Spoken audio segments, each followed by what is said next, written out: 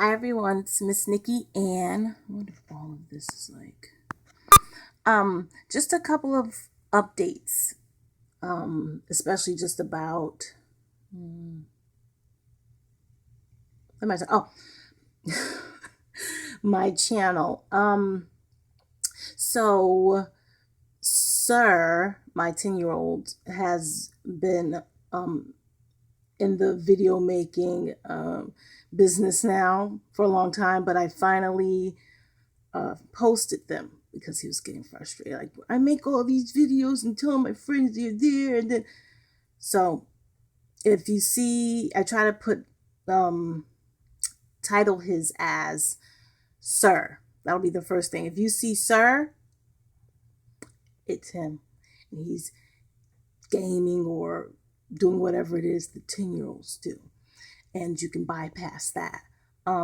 If you're just looking for either MissNikkiAnn discussing dysautonomia, chronic illnesses, diseases, or just Miss Nikki Ann's house, which I do record my videos for my blog, MissNikkiAnn.com.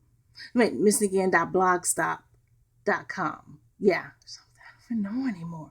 Like, get so many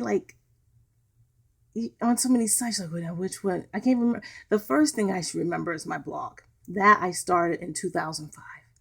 Okay, but I'm like, well, how was it, Miss Nikki and what? Okay, so that's the first thing. Sir will be on posting videos, and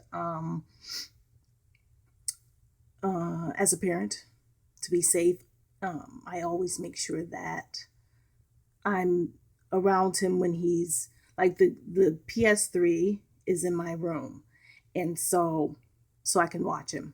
And anything electronic, we all do.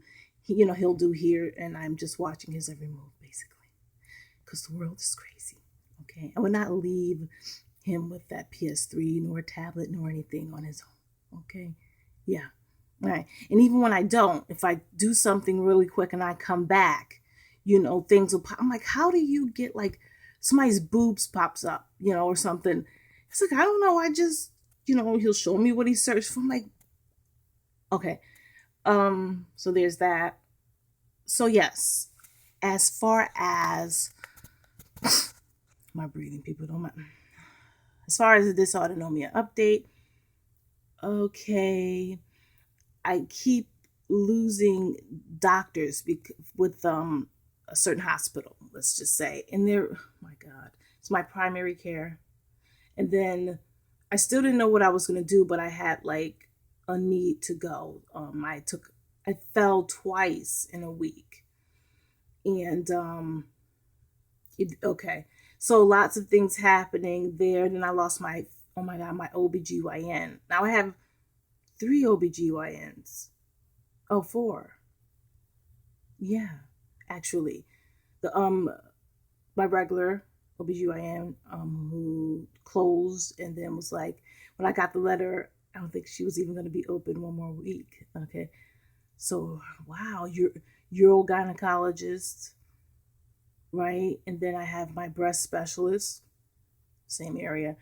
And then I have a gynecologist who's keeping track of because I grow these.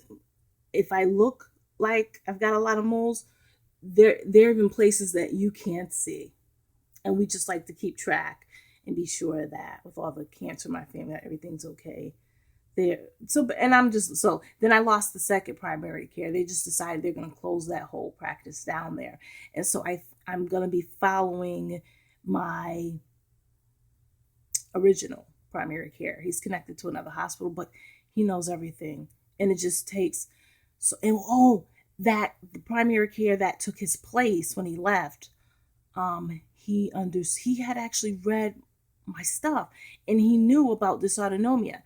And so when I was asking, it's like it's New England, and so with the leaves falling and all this and the foliage, it gets very, very it's a bad season for us here in New England. And I wanted to up and make changes to my intravenous Benadryl because it makes all the difference. And he knew why. Like, right. He's like, so you take 50 milligrams when you're like in a crisis of some sort, some type of dystonic crisis. I'm like, yes, 50. And I'm like, no, but it's of intravenous. Yep. He's like, it's not pills, it's in the intravenous form. He said, I use that with my patients who are going through. He knew everything. And for once, I didn't have to feel like I was like some type of drug seeker, you know, with Benadryl, which we all know you become accustomed to, and you can pop 50 milligrams into those veins, and you just go off, have your regular day. You're not like, there's a point where your body has a higher threshold for stuff. They can give me 100 and I'm still like, I'm itching. So, okay. So, basically, so I lost all of those doctors. But I'm going back with my original. It's just important that I'm seeing someone who understands. It's way too much to teach someone. And I was happy that I didn't have to teach that day. Oh, it was so nice. And so, let's see. I've got my port in. Everything is the same. It's just this, the symptoms, wherever they are at the time. Yeah, like I said, I fell twice. Okay. And, yeah, really bad. The second one was really bad, and to where it affected my breathing. There will be this pain in my chest. There's just bruising everywhere from that fall. Oh, what else? I wanted to talk for a minute about when we second guess ourselves. Oh, okay. Yeah.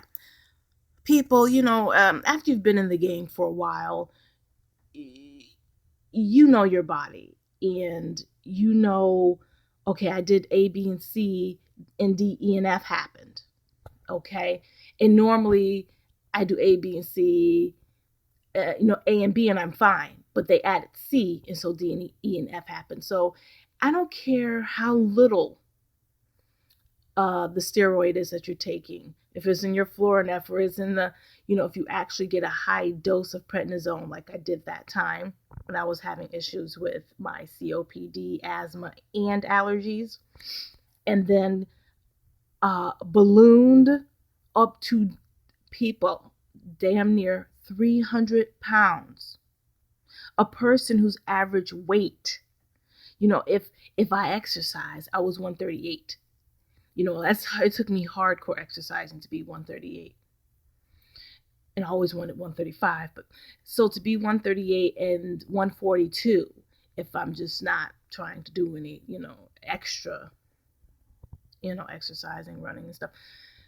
So to go from, I understood the 160s to 170s. I was pregnant, I was 200, okay? So I knew what 200 felt like. But to be 170 and then all of a sudden, in a matter of no time, to be touching 300 by like 2 pounds, and to be told for people to do the side eye about the prednisone. Now my allergist who gave it to me, he knew, and he never, and then my neuro-ophthalmologist, he knew, and he said it's going to take a few years, but it's going to come down by itself, because I wasn't like sitting and eating bonbons. Like, this happened and I hadn't done anything to my eating habits. I hadn't done anything. I was still the same me, doing the same regimen that I was doing before the steroids. And so now it's just coming off, people, by itself. I'm not doing anything. Again, bedridden sometimes, depending on what's happening. I'm not doing anything. So don't second guess yourself. In medicine and science, it takes time to find the truth. So you wait for it. It'll show up. And then you'll be able to go in and be like, well, see, I told you, because I haven't changed anything, and weight's going down all on its own. And 300 pounds for a person who's used to 142, who accepted the 170. I'm like, okay, there's been a change in my life. But, yeah, I was more bedridden then. So if I'm 170, I'm totally bedridden. Okay. And then all of a sudden I'm 300 and I'm not totally bedridden. And I have not changed my, oh, speaking of changing, okay. So I went to see my GI about the stomach, oh, I'm sorry, everybody. The implants, okay, for the gastroparesis or whatever. Me and my urologist trying to figure out how to get my system to work better and seeing if that um, would make a difference if I were to give it a try. And so now we're going through, me and my GI, through some things, not changing up a lot. Like I'm taking the Align, staying on the same stuff, just trying to see if we do these tiny little things, take it out, put this in, like that, what happens. And then that'll determine, and also it'll determine if I need to see everybody, the one with the E. I can't, I'm tired. I homeschool my son. I'm tired. Like, what's the name of that specialist? I don't know, but a lot's going on in that area. Okay. Of course, in my allergy area, but I already have my nebulizer if I need it. I'm covered there. My implants are doing great. My MedStem implants, without them, I wouldn't be able to go at all. So it's just, I'm happy to have that. And if there's another way to have better health, or quality of health, cool. I've tried medications. I'm like,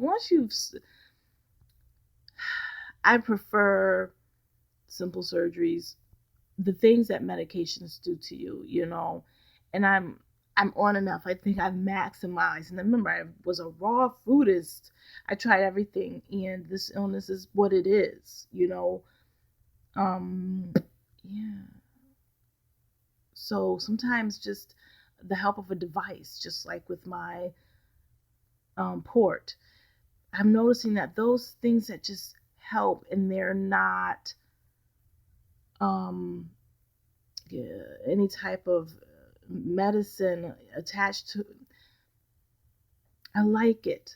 I like for someone to try to assist a particular thing without a chemical. I do. And that's just me, what I've come up with. My body, everyone's body is different.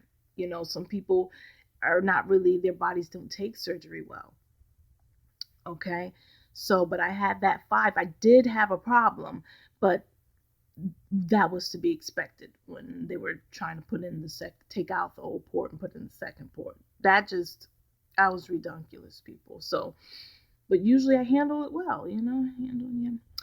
All right, I'm gonna go. It's 13 minutes in. So I'm here. I'm still living my dysautonomic slash autoimmune slash whatever you want to call it life. Still a spoonie. Still struggle with my POTS. I'm talking to you right now. Like, I look like this, but I feel like ish. But I can smile through it now, like, alrighty then, to get something done. But I feel like mess right now. So I don't want you to see me like this and think that that I don't feel like mess. And so no matter what, if I'm gonna homeschool my son, I gotta homeschool him. I can't, like, and my body will take a nap. It will take that nap. It will take it, meaning you'll take it from me, because then everything will, it's just, it's tired. It's like I'm trying to do everything, and you're up here trying to have a regular life. That's what it's saying. Like, we can't do that right now. And I turned 40 last month, October. Then I realized, oh my God, me and Dana, Iron Bith, is that Dana's YouTube name? We have the same birthday. All right. And I love that. My best friend, her house is right there. Childhood friend. We have the same birthday. My boyfriend, who became my boyfriend in 1993 and who's still family, God help us all, we have the same birthday. So now I've got Dana and we have the same birthday. And yeah, that's great. It's great. I'm just talking random stuff. All right, guys. Know that I'm here and know that even if I'm not posting, I'm still, not well. Just trying to cut out extra doctor appointments, trying to do more things over the phone, trying to not give my energy. It's like we know now that if I get out of the car, okay, twice, like let's say we go to the doctor's and then we have to get out to go into a store for some reason, I'm going to be really sick. But if I get out of the car once, it's not as bad. And it has a lot to do with me being out in this air, even in the summer, okay? New England is crazy, okay? In the winter, I have different issues. But if I get out and all that pollen and stuff is falling on my skin, there are reasons, people, why your body reacts the way it does. And who was a doctor died pretty ill, and the mast cell activation disorder. Yeah, it's real. And I'm without hearing that information, a lot of who I am and how I got to at least be able to tolerate some of these things in my environment, I wouldn't be where I am today.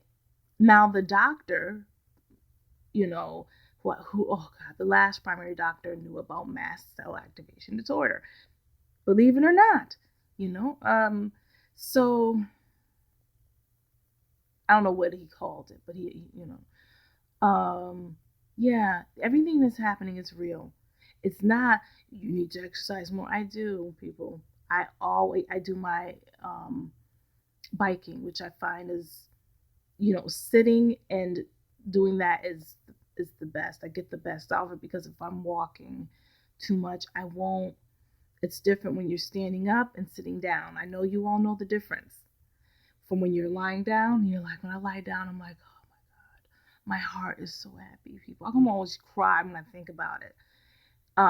When I sit up, I'm like, okay, and I can even talk. If I'm lying down or sitting up, I can talk. You know what I mean? But once I stand up, all I can do is stand. I can't have a lot of conversation. I can't be out in the environment out there with all of the pollen and all the histamine things and perfumes and sounds and lights. I've got a light on now, but when I live in natural light, and even if I close that light out, my body is so happy. It can do so much more, So this lighting is for you guys, but usually I have the lights off, except for the 10-year-old. He does his work on my yoga mat here. He'll have his light on, but I even close the windows. They're always closed. The shade, I mean, at least shading it out. But it's all real, people. The things and don't beat yourself up, because it'll come to light. It must be me. I must be lazy. It must be because I'm fat. It must be. There's never any one answer to this stuff for each person. You will find that, oh my God, I'm not a sloth. I'm not overeating. I'm not lacking in exercise, the amount that my body can take. We feel like it's okay that human beings are themselves. Everyone's different. When you get ill, they go from everyone's different to you're fat because, you're tired because. And they act as if these illnesses aren't an airborne issue, aren't environmental issues, genetic issues. There are so many underlying things, people, and you can be a raw foodish, you can do all these things, and your illness is going to still be there. Of course, you want to be your optimum. Of course. But even my optimum is shit. Like, some people can't take how I feel at my optimum. This is my optimum. I pedal, an hour every day. I take Sunday off. I don't pedal. I move about my house. Um, I, yeah, I do, a lot for what's going on. And if I put my body down, I get so much more out of it than if I'm trying to. And every doctor I've spoken to so far, people, it's not just you and your mind or your laziness or your bad habits. There are things out in the environment and genetics and all these things where we're predisposed. And the air portion, people, and the food that we put in our mouths. And don't say I don't buy any genetically modified. Everything's modified. Half the stuff we eat don't naturally grow where we're eating it from. Everything is modified. Humans have a print in everything, people. Yeah, I want you to know that. And when you're listening to people who are saying something crazy, you begin to actually feel crazy. Don't let someone else's craziness make you crazy. Don't let someone who's an absolutist. If anyone's saying that this is the absolute, even on a God level, Nikki, you can be cured. Yeah, I can. If that's what's going to happen, but if that's not my story, then what? You don't accept my relationship with God because, well, obviously you didn't ask to be cured. People, I ask God to do what is best in His eyes for me and my family. Let's say I ask, I want to be cured. I get cured, but then I die of something new. Or my son dies. Or there are more things than we can understand. This is important for people who love God. I love Jesus too, but if you don't even, God is not stupid. God is not you. God is not limiting. And most of all, again, God is not stupid. We human beings, we're so stupid. And we're so egotistical and so badass. And no. And whatever you tell me tomorrow, we could find out was a lie. And whatever you tell me a million years from now, they're going to laugh. Like, these people really believe that. They truly believe these people saying this about what they're doing as opposed to doing something else. There are people who don't eat at all, don't drink water at all, breatharians, whatever they're called, and they live a long time. There are people who eat fresh fruits and vegetables, which, again, everything's modified. Everything mutates. Everything changes. This is planet Earth. She's dope. She's always changing. She doesn't care about you.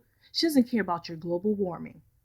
And I say that because I worked for an environmental corporation, and people, if you would understand the truth, you would stop worrying. But that's not my shtick. I don't do I tell my family the truth about what we really know so far. That's what we did. We tested air, people.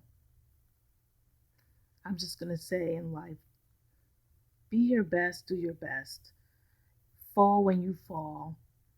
Don't tell anybody something's absolute unless you know it to be true, absolute. Meaning not just for you, but you've looked around at every other person on the face of the earth.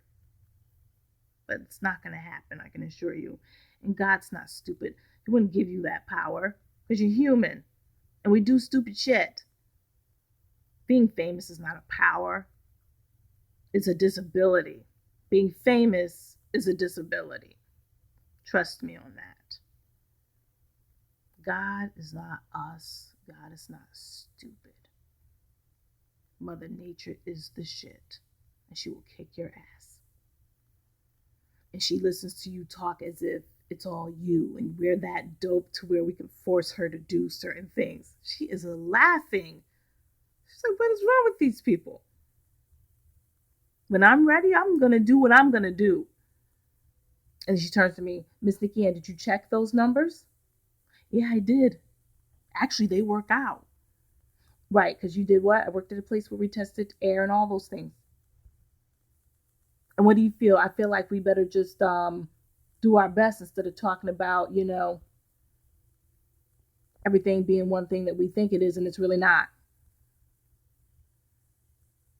People don't want to hear that though, because then they feel powerless. You are.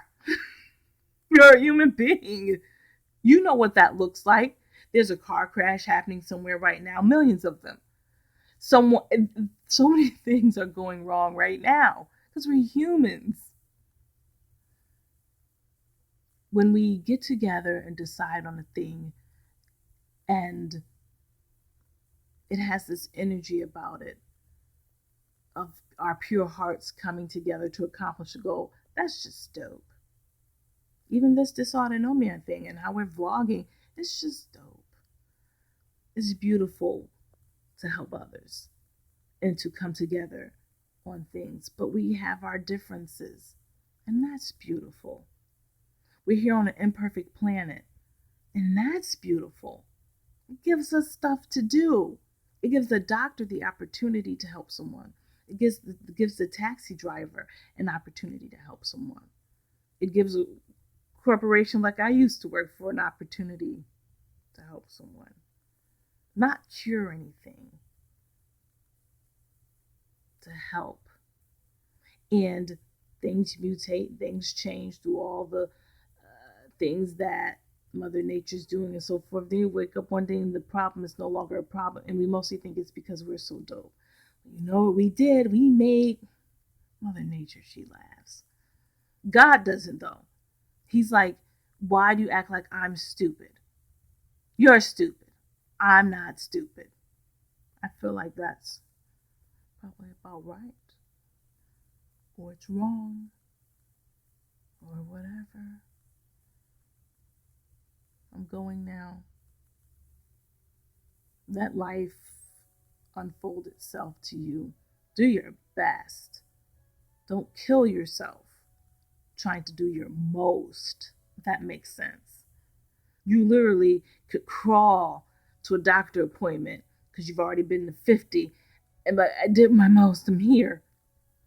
But it wasn't your best. Your best would have been, I've done what I can. It's time to go home and put this body down because this body, oh my God, for whatever reason, godly reasons, whatever, it loves rest.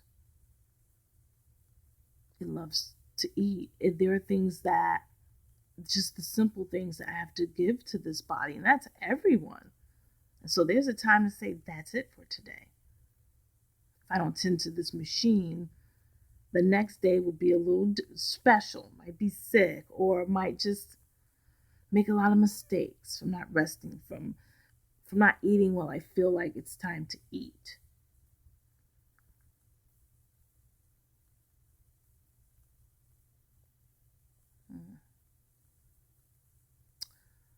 Okay, that's it.